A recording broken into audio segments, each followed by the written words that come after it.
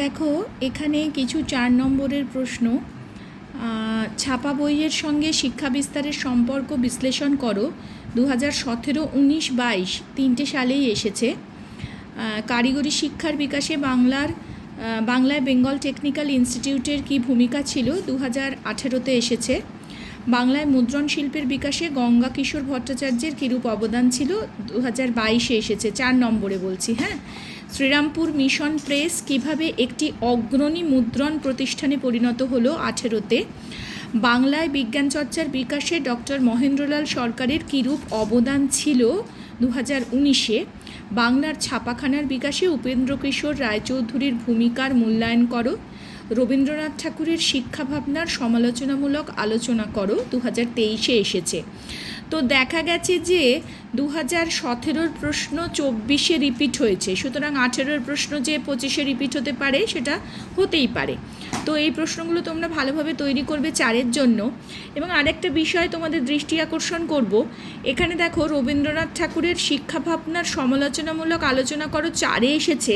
আবার রবীন্দ্রনাথ ঠাকুরের শিক্ষাচিন্তা ও শান্তিনিকেতনের ভাবনার সংক্ষিপ্ত পরিচয় দাও 5+3, সেটা কিন্তু 8-এ এসেছে।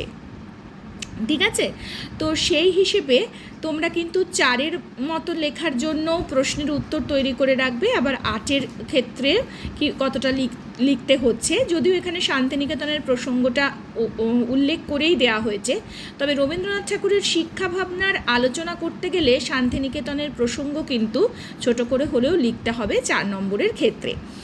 যাই হোক, এবার দেখো 8-এর ক্ষেত্রে দেখা যাচ্ছে মানুষ, প্রকৃতি ও শিক্ষার সমন্বয় বিষয়ে রবীন্দ্রনাথের চিন্তার সংক্ষিপ্ত পরিচয় দাও। এটাও কিন্তু ওই বিষয়কে কেন্দ্র করেই রচিত হচ্ছে।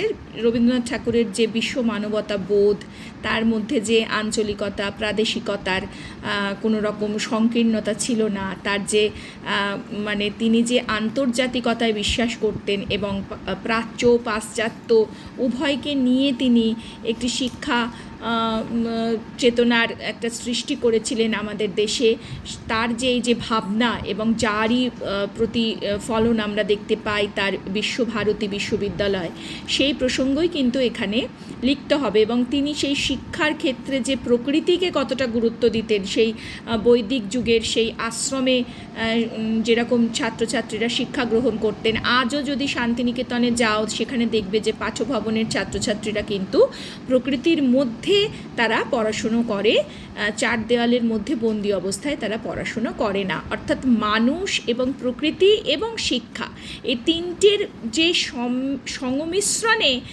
আমরা প্রকৃত মানুষ হয়ে উঠতে পারি, সেই যে বোধটা, সেটা কিন্তু রবীন্দ্রনাথ তার বিশ্বভারতীর মধ্যে দিয়ে সেই বিষয়টাকে তুলে ধরেছিলেন।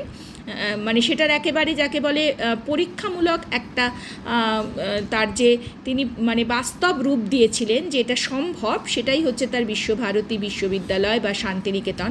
সুতরাং তার শিক্ষা চিন্তা এবং শান্তিনিকেতন ও বিশ্বভারতী বিশ্ববিদ্যালয়, তিনটের সংমিশ্রণেই কিন্তু উত্তর লিখতে হবে, এটাই আমার বক্তব্য। এরপর দেখো বাংলায় কারিগরি শিক্ষার বিকাশে সংক্ষিপ্ত পরিচয় বিবরণ দাও। 2019-এ এসেছে।